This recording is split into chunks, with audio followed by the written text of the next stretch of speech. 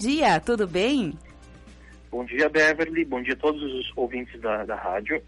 Muito obrigada por nos atender. Rafael, escreveste um livro sobre essa temática. Obviamente, o livro não caiu de paraquedas, né? Existe todo um trabalho por detrás de interesse, de pesquisa, de poder entender melhor como funciona essa questão da elucidação de crimes, utilizando esses recursos modernos que são a tecnologia, que é a questão da genética. Eu queria que você explicasse um pouquinho melhor, primeiro, do teu interesse pessoal nesse tipo de assunto.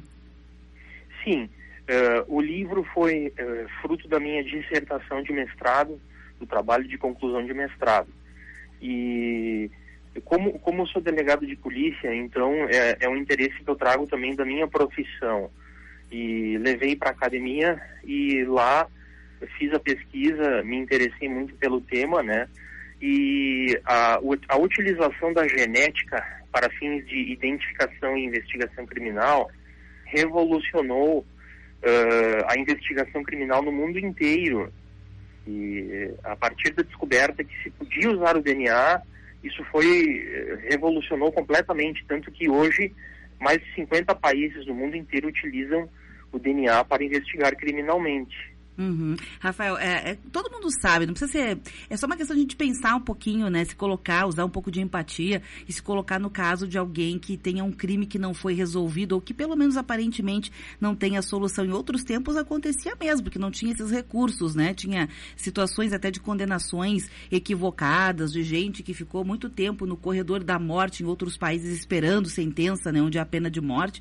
E lá no finalzinho acontece aquela reviravolta utilizando mecanismos da ciência forense e a gente fica se perguntando, né? Poxa vida, quantas coisas equivocadas devem ter acontecido no processo e quantas coisas ainda acontecem, porque eu imagino que não deva ser uma situação tão acessível assim, tão barata assim também para aplicar.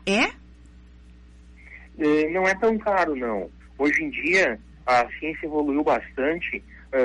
No início, quando se descobriu o uso da genética, se demorava semanas para tu fazer uma tipagem genética, para tu extrair o perfil genético de um indivíduo a partir de uma amostra biológica, como sangue, um pedaço de pele.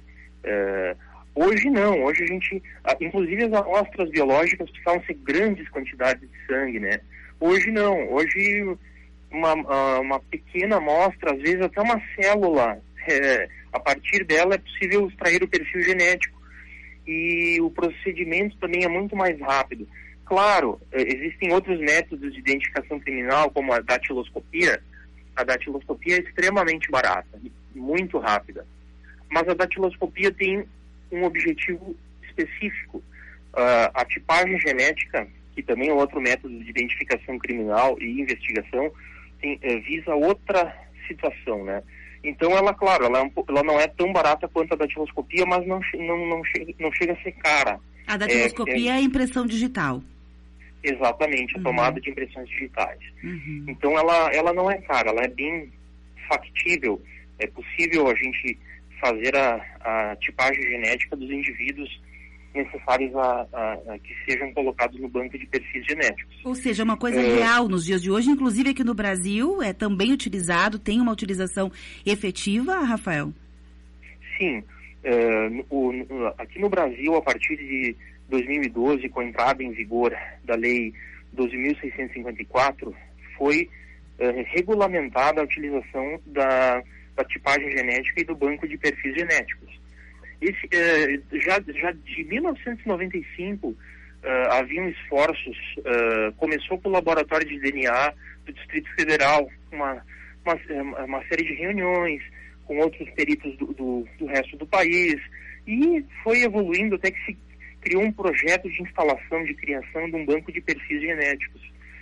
Aí houveram teleconferências com o diretor do CODES, que é o software que gerencia o banco nos Estados Unidos. O Brasil acabou adquirindo esse software e foram visitados outros bancos de perfis ao redor do mundo, e só que faltava, esse processo foi se perfectibilizando, mas faltava a lei regulamentadora que ocorreu em 2012. Então hoje temos esse arcabouço em pleno funcionamento. cada estado da federação tem o seu laboratório de DNA. Todos esses laboratórios estão interligados numa rede integrada gerida pela Polícia Federal. Temos o software, todos os perfis genéticos são colocados no banco de dados, né? E então, assim, hoje em dia, esse sistema da tipagem genética e banco de perfis genéticos está em pleno funcionamento. Porém, como você disse, o público em geral, a mídia e até mesmo operadores do direito desconhecem isso. Não tem conhecimento, talvez não saibam que não é só algo da ficção como a gente vê no CSI. Uhum. Não, hoje o Brasil tem todas as condições, tem a lei, tem os laboratórios em funcionamento, né? Então usar a genética, o DNA é uma realidade hoje no Brasil.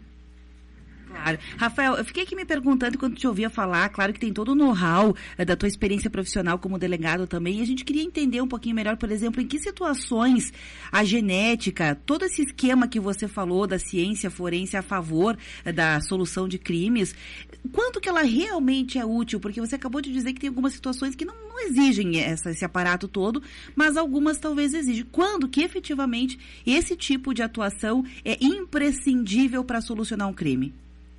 Então, isso ocorre nos casos de crime sem autoria conhecida.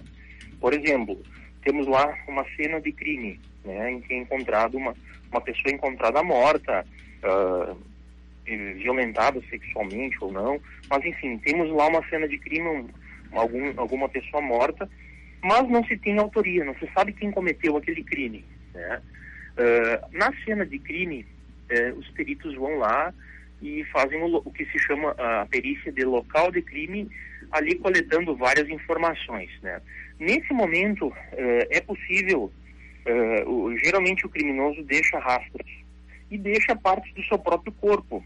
Às vezes ele entra em luta corporal com a vítima, embaixo das unhas da vítima fica a pele do criminoso, às vezes fica um pedaço de sangue, às vezes cai um fio de cabelo. Então, assim, é possível se encontrar no local de crime amostras biológicas. No caso de crimes sexuais, por exemplo, muitas... Rafael? Será que perdemos o contato com o Rafael? Vamos tentar retomar o contato. Oi? Alô? Oi? Alô? Rapidamente te perdemos, mas recuperamos. Ah, sim. Uhum. Você estava falando sobre alguns casos, né? Embaixo das unhas, que há material genético, enfim. Isso. Então, muitas vezes, o criminoso deixa rastros, deixa sangue, pele, pelos, né? E a partir daí, é possível a gente fazer tipagem genética e tirar o perfil genético. O que é o perfil genético? O perfil genético se pega uma parte do DNA, mas aquela parte do DNA que não revela nada da pessoa, não revela nenhuma característica, nenhuma tendência a doenças, nenhuma característica física, né? Porque isso afetaria muito a privacidade das pessoas. Então, se pega apenas aquela parte do DNA que serve para identificação criminal. E esse perfil genético, ele é inconfundível, cada pessoa tem o seu. É praticamente impossível haver duas pessoas com o mesmo perfil genético. Então, é feita, em cima dessa amostra biológica, é feita a tipagem e ela é colocada num banco de dados. Nesse banco de dados, já devem haver outros indivíduos cujo perfil foi tipado e colocado ali. E aí é feita a comparação. O perfil obtido naquela amostra é comparado com os indivíduos que estavam no banco e se houver coincidência, em inglês se diz match ou hit, se houver coincidência, aquele indivíduo que foi identificado será colocado na cena do crime. Então será um passo muito importante no sentido de revelar a autoria do crime. É assim que funciona.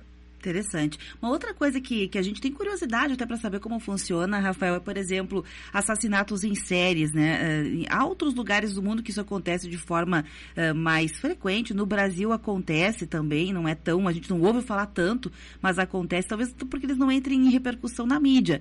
Mas é importante esse tipo de trabalho, esse tipo de atuação entre tecnologia e genética para evitar que novas pessoas sejam vítimas. Como que, por exemplo, para vocês que trabalham trabalham também com essa questão na prática, né, como delegado e etc., como que esse tipo de recurso pode ser fundamental realmente para salvar vidas? Exatamente. Por exemplo, o caso do maníaco do parque, 12 mulheres estupradas e mortas. Lá em Contagem, região metropolitana de Minas Gerais, 5 mulheres estupradas e mortas. Aqui no Rio Grande do Sul tivemos o Adriano da Silva, violentou e matou 12 meninos, né? Uma situação como essa, de um serial killer, se esse serial killer estiver no banco, o seu perfil já estiver tipado e colocado no banco, no primeiro crime é possível identificá-lo. E aí a polícia tem condições de solicitar um mandado de prisão, ir lá e efetuar a prisão dele, e quem sabe quantas vidas, poupar quantas vidas, né? Evitar quantos homicídios posteriores, né? Então a genética auxilia e muito a justiça criminal, e salvando vidas, elucidando crimes. Você mesma falou a questão às vezes até de provar a inocência das pessoas. Aqui no Rio Grande do Sul, o primeiro caso em que foi utilizado o banco de perfis genéticos serviu para absolver uma pessoa. É mesmo? É mesmo. No estado de Illinois, nos Estados Unidos, o governador suspendeu a pena de morte porque 145 presos tiveram, 145 condenados tiveram suas condenações revistas por causa das testagens de DNA. Muitos estavam, inclusive, no corredor da morte, né? Olha. Então, assim, é uma situação horrível. Um inocente ser condenado, ou às vezes até mandado para a pena de morte, né? Como também é horrível, às vezes, um crime ficar impune, né? Ou um serial killer prosseguir na sua atuação criminosa, vitimando mais pessoas. Então, nesses casos é que a genética é muito útil à justiça criminal. Olha só, muita coisa que a gente aprende que pareciam só coisas de ficção e que são realmente coisas reais. Rafael, eu imagino que o livro também que tu estás lançando, inclusive hoje, né, tem algum capítulo, algum momento em que se fala sobre a qualificação dos profissionais, porque fica óbvio, né, que existe agora um preparo diferente para a atuação na questão da elucidação de crimes também de quem executa, desde a ponta, né, que precisa de muito mais inteligência do que número de pessoas, muda um pouco o jeito de trabalhar, é verdade? Então, de fato sim, mas a perícia criminal, o departamento de perícia já está preparado. Na verdade, são os peritos que precisam ter o know-how, o conhecimento de genética forense. Mas todos os laboratórios do Brasil, cada estado tem seu departamento de criminalística e cada departamento tem os seus laboratórios de DNA. Então, os laboratórios já estão qualificados, já tem peritos. Aqui no Rio Grande do Sul mesmo, eu tive diversas vezes no laboratório, conheço ele bem, e sei que lá tem diversos peritos que trabalham em cima disso.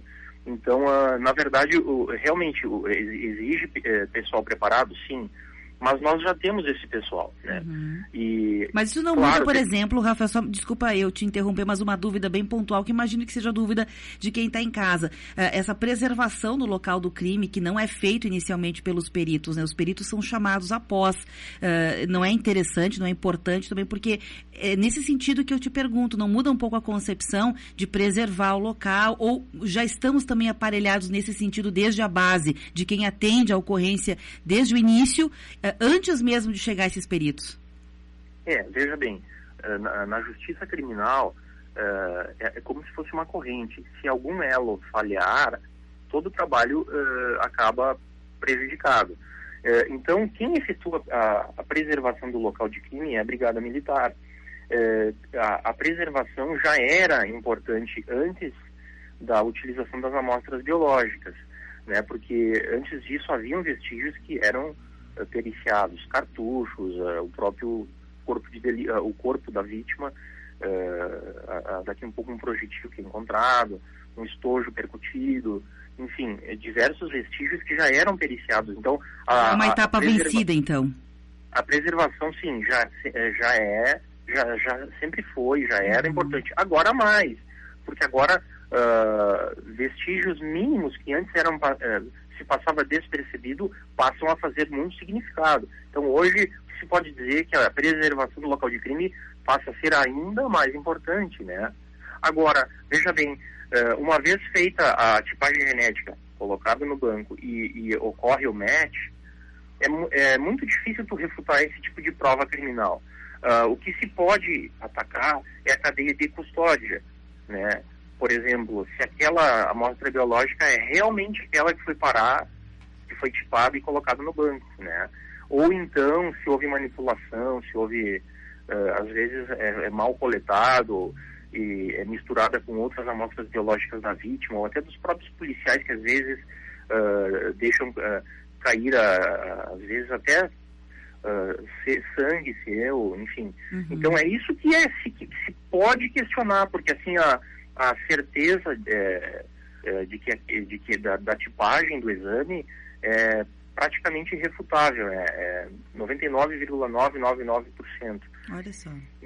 Quanta coisa que a gente não sabe como funciona na prática e que é muito mais real do que a gente está acostumado a ver só em séries de televisão. Bacana isso. Bom, o lançamento do livro vai ser hoje. Como que vai ser o lançamento? Depois as pessoas podem ter acesso em que lugares? Onde vai estar acessível, Rafael?